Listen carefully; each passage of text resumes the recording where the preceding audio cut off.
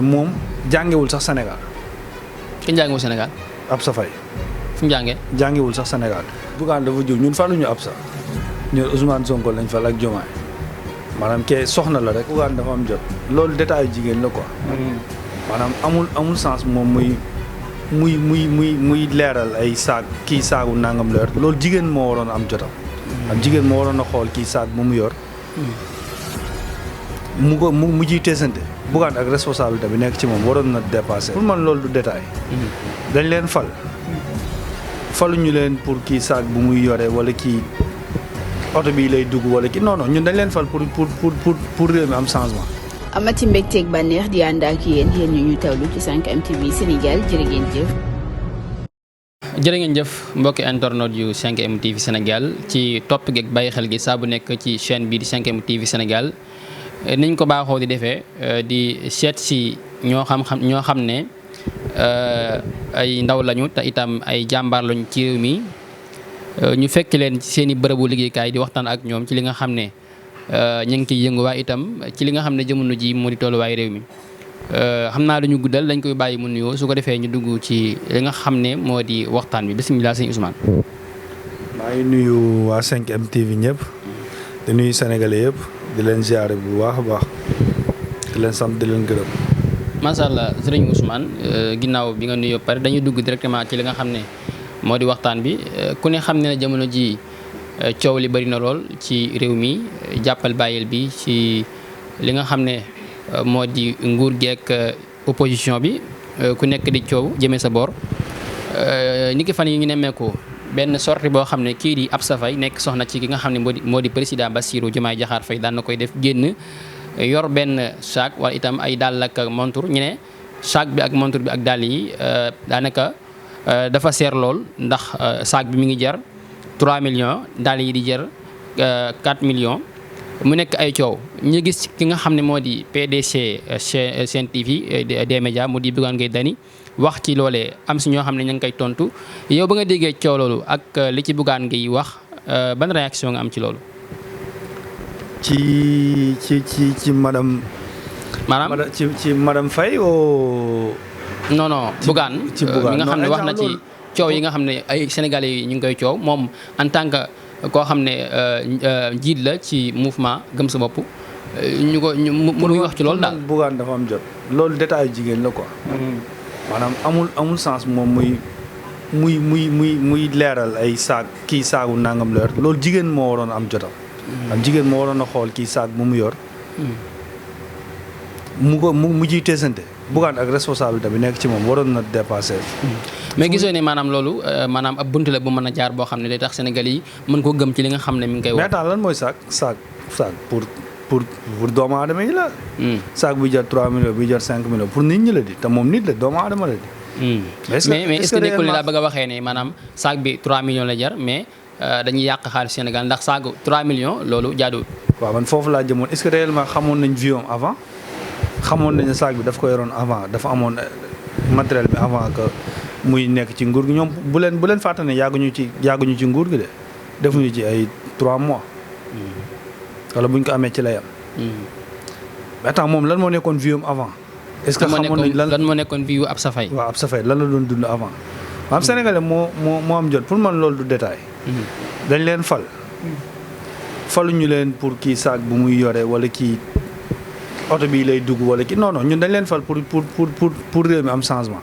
léegi nag ñoom defaguñ ci benn temps boo xam ne maanaam critique bi war na àgg foofu quoi man gisuma ci dara lu grave parce que saak boobu détail la rek man mën na ko jëndee 3 millions mën na ko jëndee lu jegewul foofu parce que benn affaire tubaab bi moo koy créé day nekk marque mais marque bi nekkul ne ñëpp ci qualité bi la ñuy jënd quoi ñun dañoo seen image bi rek xamuñu ndax mais boo déggee wax ji maanaam Bougane fi mu bëgg a waxee mooy maanaam Sénégal yi dañ doon xeex maanaam di xeex ba Ousmane Sonko daal di falu mook Diomaye gis nañ ne ñoom man faloo ak léegi defuñ dara ci réew mi te ndaw yaa ngi dee ci géej gi muy jël ay xaalis di ko jëndee ay saag yu seer foofu lay waxee ndax yow maanaam dégg nga fi mu waxee carrément. dégg naa bu baax fi mu waxee mais Bougane dafa jóg ñun faluñu Absa ñun Ousmane Sonko lañ fal ak Diomaye maanaam kee soxna la rek. mais bu fekkee faloo leen Absa tamit maanaam jëmmi Bassirou Diomaye Faye moom ngeen fal Absa soxnaam la te xaalis bi nga xam ne moom lay jël di ko jox Absa ci seen kii xaalis bi la. yow yaa fekkee fu mu ko joxee xaalis. yaa ne faluñu Absa. mais Bassirou Diomaye Faye mais yow boo nee xaalis bi nga xam ne moom lañ fal mu jël di ko jox. yow fekkoo fu mu ko joxee xaalis est-ce que moo ko jëndal saag bi. loolu moom gaa yi xamuñu si dara mais dama laa bëgg a xamal ne maanaam moom moo koy jox daal moom moo koy jox nag mooy borom këram. attends yow bul juger moom. moom mi ngi koy jox moo tax mu wax loolu xam nga borom kër moo jox soxna. waaw moom war na ko jox. mais kee avant dafa amoon beneen vie man exemple tardé wu ma ci moom gëstuwuma ci moom lu bari mais dégg naa ci ay quelques détails mooy moom jàngewul sax Sénégal. ki jàngewul Sénégal. Absa Faye. fu mu jàngee. jàngewul sax Sénégal exactement man xaw ma. mais mënu ma wax fii la da nga dégg ñu koy wax rek. waaw man damaa dégg naa ci benn interview. mu expliqué mu ne Absa xamuñu vie am avant. yéen da ngeen xëy rek gis ko. Absa dafa am ay diplôme doon liggéey. amoon na beneen vie. que avant ngeen koy xam maanaam yéen bi borom këram nekkee président rek ngeen ko xam. ñenn ñi bokk léegi nag xamu leen woon vie am avant lan la doon liggéey. ndax mérité woon na jor saak buy jar 10 millions. parce que kuy liggéey war nga mérité lu ne. c'est comme ñuñ falul. simple doomu aadama yi ñu falul. ñoom ñoo mën a yor ay saaku 4 millions ñoo xam ne dañuy liggéey rek waxuma laa moom. ban jàngat nga am ci ñi nga xam ne dañuy yëkkati ay kàddu yu ñaaw di ko jëmee ci ki nga xam ne moo di njiitu réew mi waaye itam ki nga xam ne moo di Ousmane Sonko ban jàngat nga am ci loolu ñi nga xam ne ñooy saaga di wax lu ñaaw ñi nga xam ne ñooy jiite. waaw loolu nag moom moo ko àdduna ñoo ànd. ñoom sax buñ ko bëggoon interdit. yàlla da leen di mujj jéppi. maanaam loolu moo ko àdduna ñoo ànd loolu mënul ñàkk. exemple mënoo fexe ba ñëpp ànd ak yow ci critique moom fi lañ ko fekk fi lañ koy bàyyi. mais nag jàppoo ne maanaam saaga doomu jàmbur wala koo xam ne daf laa jiite ndax loolu yar la teggin. non du ay teggin kenn du far saaga maanaam kenn du ànd ak nit kuy saaga. nekkul ay teggin mais ñoom mënuñu ci dara. xam nga ñoom saaga wuñ seen i doom saaga wuñ. mais ñoom mënuñu ci dara maanaam ñoom ñoo jiite sénégalais yi nag yàlla moo leen bindee nga xam ne mënoo fexe ba ñëpp naan la gongo loolu mënul leen maanaam ñii dañuy wax lu rafet ñii wax lu ñaaw. ñoom nag man exemple moo la mën a jox daal mooy gisu teel na trop pour critiquer leen. mais bu fekkee maanaam tamit ñi nga xam ne dañuy saaga waaw bu fekkee dañ laa saaga yow mi nga xam ne yaa jiite nga jàpp tëj ndax loolu dina jëmale réew mi kanam. loolu moo fi jëlee ki fi nekkoon. loolu lañ gis jamono ji nag ndax ki nga xam ne moo di Ahmed Suzanne Camara ginnaaw bi mu waxee ay kàddu jëmee ko ci ki nga xam ne moo di président Bassirou Diomaye Faye ak kii di Ousmane Sonko dañ ko jàpp tëj. mais non attends man yaa ngi may dugal sax ci juge politique te man nee naa la. non maanaam da ngaa wax nga ne loolu maanaam mook loolu ñoo ànd képp ku toog dinañ la maanaam critiquer man ndax jaadu na tamit. d'accord dinaa la tontu foofu mais. exemple ñee seen wax dafa ëpp. maanaam loolu du cadre ñee dañoo saaga ñu tëj leen déedéet dañoo wax ay wax yu ëpp maanaam li ma dégg Cheikh Ahmed Tidiane Ndao wax ko Ousmane Sonko. loolu koo ko waxoon papam. maanaam bu la mënee lu mu la mën a def daf la koy def. ku la ko waxoon yow nag. waaw ku la ko waxoon yow nag. man ku ma ko non man simple doomu aadama la man bu ma la mënee jégal dama lay jégal. xam nga position yi bokkul mais kee kilifa la. maanaam même moom bu bëggoon jégale sax. du facile pour loolu mën nekk parce que dafa jiite sénégalais yi. léegi bu bàyyee loolu mu ndësalu après loolu day ëppi loxo mais bu doon nekkul ci nguur gi. jiitewul sénégalais yi peut-être loolu dina ko mën toloore ndax nit la rek nit mën na la wax loo xam ne mën nga ko faj mais après da nga koy sëgg. mais seen détails yooyu dafa ëpp nit kenn du ko wax yenn kàddu yi man d'accord ma. bu jigee nga foofu dañuy dem ci li nga xam ne yaa ngi ciy yëngu mu di. maanaam boutique bi nga xam ne yor nga ko fii ci Touba mu nekk boutique boo xam ne ñëpp xam nañ ko ñi gis des fois sax nga ki publier ci li nga xam ne moo di TikTok bi ñi gis ki nga xam ne moo di njaayloo muy def ay pip mu lay defal ay pip fii mel ni boutique bi siiw na lool bu ñu mënee dikk ci li nga xam ne moo di boutique bi maanaam jamono ji maanaam fan la nekk ci Touba bu ko defee ñi nga xam ne ñooy seetaan mën a xam maanaam fan mooy Sousa boutique bi nga xam ne te jamono ji ñi ngi ko gis ci li nga xam ne mooy TikTok bi. Sousa moom mi ngi Touba Corniche Sëñ Cheikh Tali Janatu en face banque IBA bi.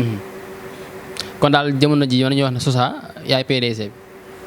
waaw yàlla ñun la fi teewuma xaw ma nag. waaw ñun ñoo fi nekk ak xale yi. ah des fois gars yi mën nañoo gis ci TikTok bi naan kii est-ce que kii moom bitig beeg yooyu maanaam des fois est-ce que gars yi dañuy mën nañoo critiquer naan kii est-ce que moom ak yooyu noonu ndax des fois ñu gis ci benn femme des fois ñu gis ci la ci gis ñu gis kenn ndax la loolu. waaw si mais loolu c'est normal loolu du dara mais Sousa moom maanaam ñun ñoo ko créé quoi nekkul ne kenn moo ñu ci fekk wala kenn moo ñu jàppale ñi ngi fi gis ñëpp dañ fiy liggéey équipe la nag parce que boo fi xasee ba dugg nekk fi di fi liggéey. yow Sousa nga bokk. maanaam amatul kii mooy PDG wala dara fii boo xasee bokk fi di fi liggéey rek Sousa boo ñëwee fekk ñun ñëpp benn lañ. dañuy kafre waxtaan.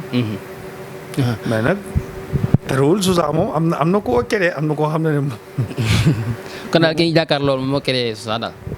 waaw yàlla nag ci suñ loxo la ko teg. bu ñu dikkaatee ci ki nga xam ne moo di Ousmane jékki-jékki maanaam ñëw Touba am fi benn birig bu siiw ñaan ko Sousa maanaam Ousmane fan la jaar ak nan la commencé ndax dafa xëy rek ñëw tijji ab bitig wala nu mu fa demee noonu daal bëgg ñëw nga leeral ñu. ah non Ousmane Sénégalais la comme Sénégalais yëpp maanaam benn doomu aadama la boo xam ne ni maanaam du ma ne jaar na sonn na trop. du ma ne sonnul. mais xëyuma rek ñëw kere Sousa. maanaam. da nga am foo jaar daal. waaw nekkoon naa ci bi ma waree jàng waaye yóbbu ma jàngi ba mokkal alxuraan bind kaamil. mokkal nga. mokkal alxuraan depuis 2006. bind nga kaamil. bind naa kaamil ba ñaari yoon. macha allah. boobu bi ma jógee ci daara ji nag. jaar foo comme ñëpp rek comme xale yi fi ñuy jaar foo école daal laa demoon moom mosuma toog. jàngoo école. foo comme xale yëpp ni ñuy def. après jóge fi dem Guinée Bissau fekk samay waajur nekk ci ñoom di fa liggéey. après bi ñu fa bàyyeekoo nag ci laa jël sama yoonu bopp man nag yéex naa jël maanaam sama yoonu bopp. daa foo nekkoon. maa ngi commencé demal sama bopp depuis 2018 fin 2018 laa commencé demal sama bopp. ndax daam foo nekkoon ci koo nekkoon mu lay.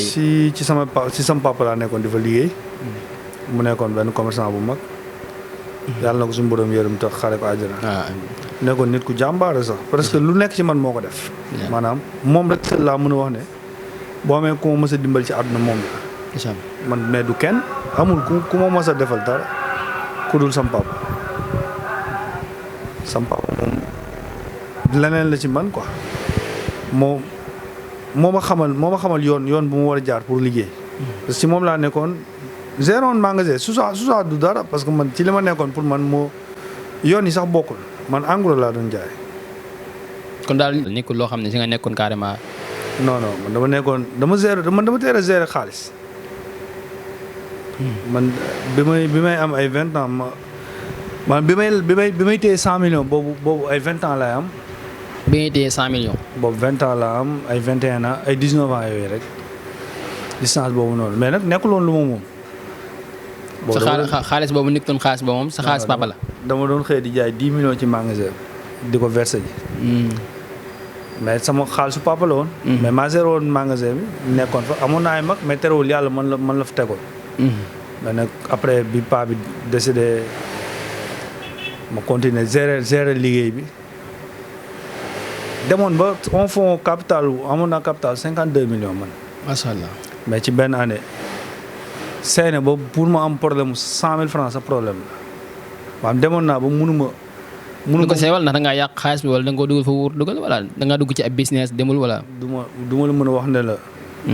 maanaam dama ci boulot du ma la mën a wax non parce que man amoon jotu boulot bi sama papa di dund mais après bi mu fi jógee maam àdduna daf lay réeral quoi doo comprendre doo xam ban yoon nga war a teg sa temps.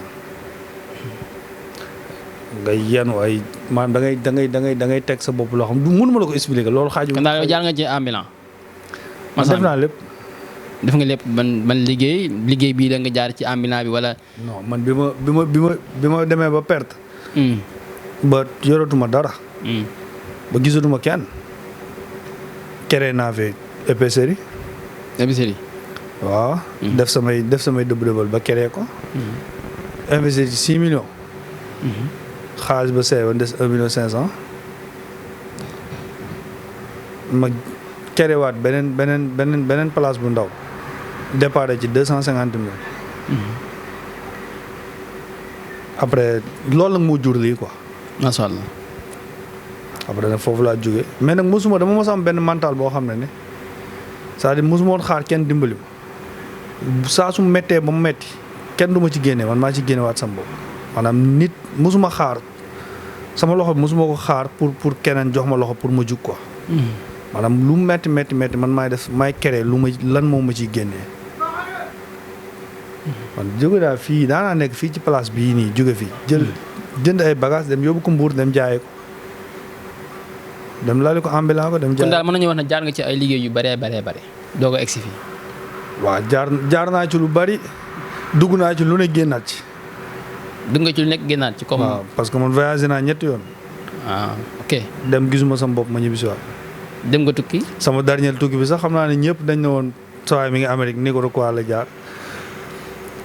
parce que Sénégalais moom xam nga mënul muñ kumpa waaye moom mujjee dem Espagne da ngay dégg ñu ne mi ngi Amérique Nicaragua la jaar après bi nga ñëwaatee ñu ne dañ ko refourlé te yàlla xam na ne man maa yóbbu sama bopp maa toogaat ba mu neex ma dagaat bi ma ñibbisi. kon daal li nit ñi doon wax nekk dara nekk ci dëgg daal. man kenn ba may dem. kenn yóbbuwuma maa toog ba mu neex ma dagg billet dem voyage. maa dem ba fi ma nekk gisuma fa sama bopp. ma dagaat bi ma ñibbisi xam nga kenn du ma fekk fii ma toog nga naa ma loo fi def parce que yóbbuwoo ma di. kon daal coow yi ni ñu doon wax naan daa dem ak demut ak. non man. ak fii la jaar ak jarut fee kon daal loolu amul benn ci nekk dëgg. loolu déggoo li ma la wax dama doon dégg rumeur xam nga fii Sénégal la da ngay dégg détail yëpp. da ngay dégg rumeur yi da ngay dégg wax bu ne amul loo dul dégg. surtout Touba fii ñu nekk sax maanaam Touba moom boo belendewul mënoo fi nekk fii dafa naqaree liggéey dafa metti dafa naqaree liggéey. Touba waaw parce que xasuma kenn nag. maa ngi jégalu ci kàddu gi mais ñu bari maanduwuñ. maanaam ñu ci ëpp maanduwuñ parce que dañoo mën dugg lu seen yoon nekkul maanaam dañoo am jotu nit. waaw buñ la gisee ngay dugg ko génn xamuñu ci loo nekk. il faut ñu am fuñ la yóbbu quoi. ci tënk rek ñu bañ a guddal buñ bëggee xam fi nga jaar ba egsi ba taxawal fii comme ça ci ambulant nga jaar wala da ngaa jékki-jékki jël sa xaalis ñu defal ko ambulant nga jaar comme ay jaay yére ak ay dàll ak ay saag ak comme doog egsi. bi ma non man nag mooy peut-être yow comprendre li ma la wax man damaa judd fekk sama papa am xaalis. waaw xam naa li nga wax waaye dama ne. xam nga dama dégg sànq nga ne da nga jàng ci ay liggéey yu bari créé nga ay épicerie waaw ndax ba nga jógee foofu da ngaa jógee foofu rek ñëw ci wala da ngaa demaat ci beneen liggéey doxul nga daa demaat ci beneen liggéey doxul nga doog a ñëw fii wala da ngaa jékki-jékki jógee ci liggéey dem ci ambulant doo ko taxawal lii bi may ubbi fii sérieusement nag bi ma ko ubbi aw ma woon intention ubbi ma ko woon pour toog man may ubbi fii boobu comme boo nekkee ci benn niveau business ba mu yàgg sa business wàcc léegi dama créé woon fii pour benn temps visa Amérique dem Amérique. pour wut visa Amérique dem Amérique. pour visa Amérique waaw loolu moom indi woon fii parce que ci manko bi ci jamonoy coronavirus moom laa nekkoon fii mais nag après da ngay nekk ci benn affaire ba mu yàgg nga gis ne carrément que ne lii moo ëpp avantage.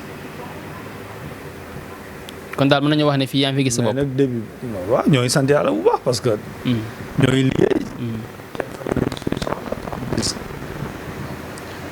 exemple mënoo ñu yëpp quoi. maanaam góor mënuñu yëpp. te man boo ma yebee rek daf ma neex parce que damaa indépendant ci sama bopp. ci sama lépp mais nag début bi dafa metti parce que da ngay jóg ko daanu des fois mu neex des fois mu naqari mais xam nga kenn mënul xam yow yaay kan quoi.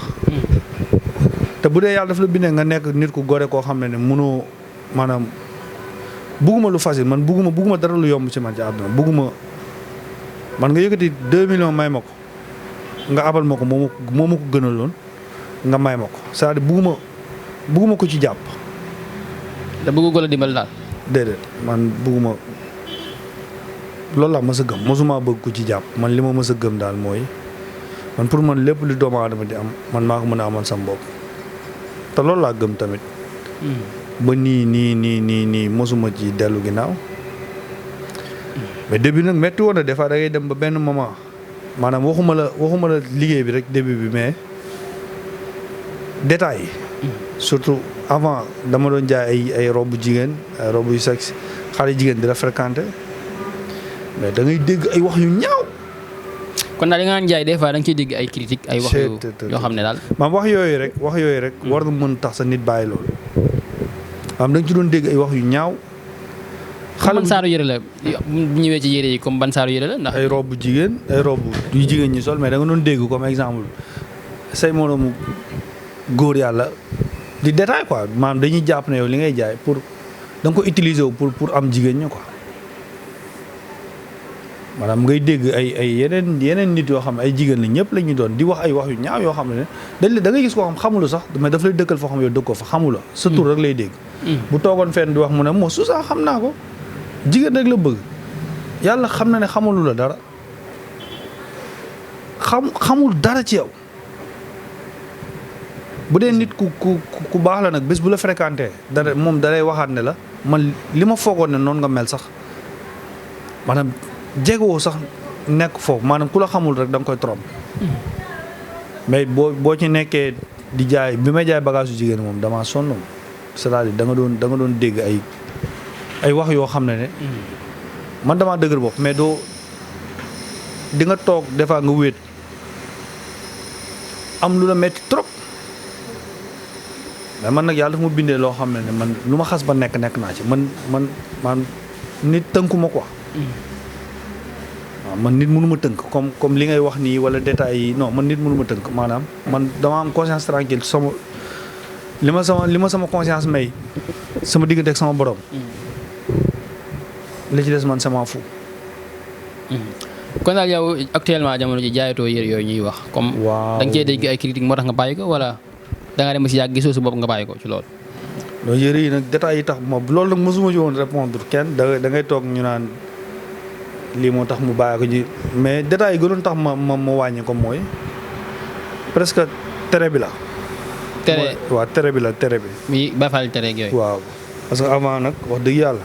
man dama doon jaay robe yu rafet mais dama doon jaay tamit ay robe yoo xam jigéen ñoo koy bëgg di ko sol mais donte day sexe mais après bi tere bi jubsee nga gis carrément que ni ne xam nga tubaab bi defarul robe rek pour waa Touba. te robe yi gën a tax sa liggéey bu dox yooyu dañ koy tere fii interdit bi dafa bari léegi nag après da ngay obligé maanaam booba dafa amoon benn retard tuuti quoi maanaam jënd bi daf doon des ma robe yi ma doon jaay macha allah day jar mais jënd bi daf doon des parce que Baye Fall yi tere nañ leen lu am fente doo ko jaay lu am kii doo ko jaay te en plus tamit dama doon moytuwaale. comme que man sama image wute naa ki nekk ci marché bi ci biir di jaay tubéy di jaay kii kooku bokkuñu quoi man fii laa nekk ci digital bi ñëpp dañ ma xam.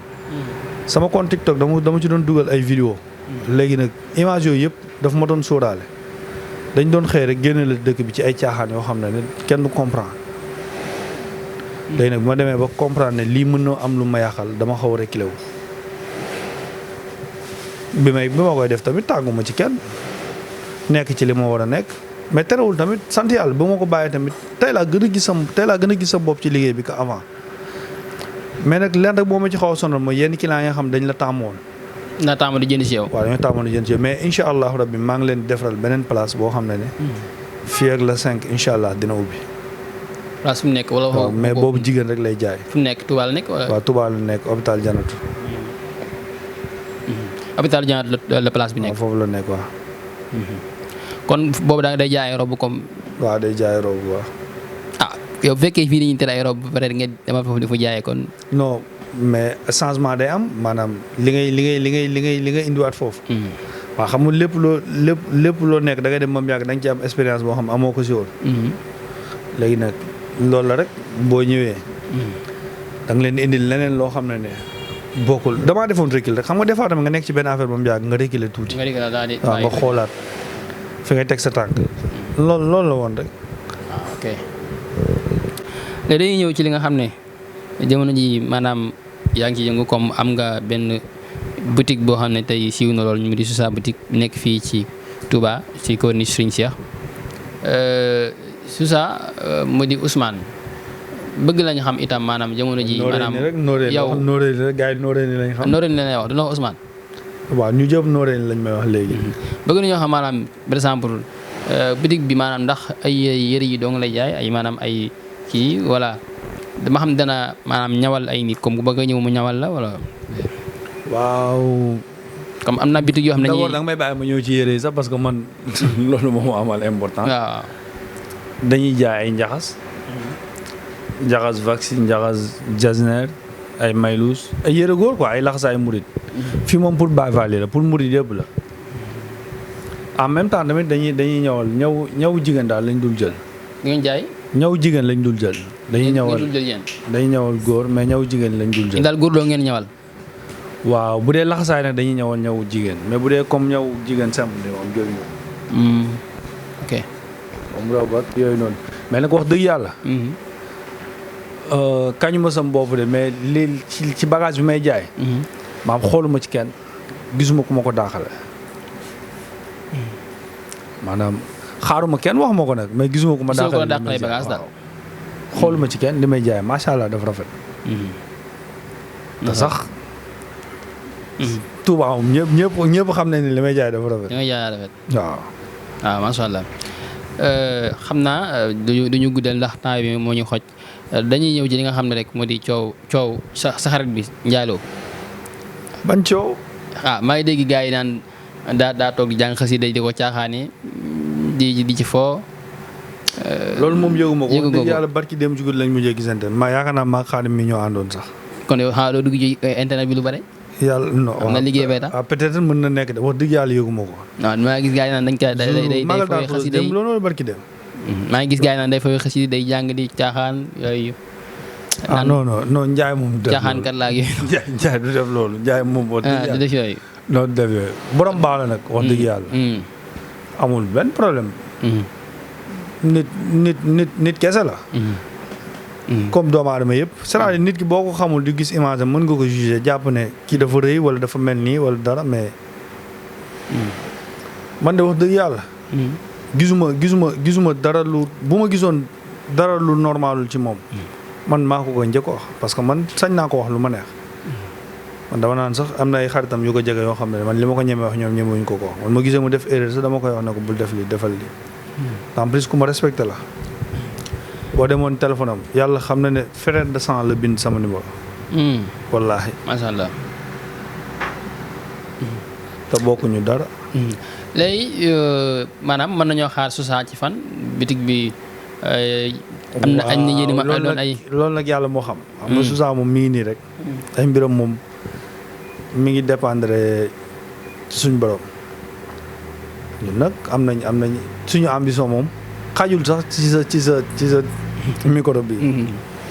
c'est-à-dire surprise boo gis rek ñoo la Sousa la jóge xamal ne Sousa la maanaam mais mënuma la wax Sousa fii la jëm.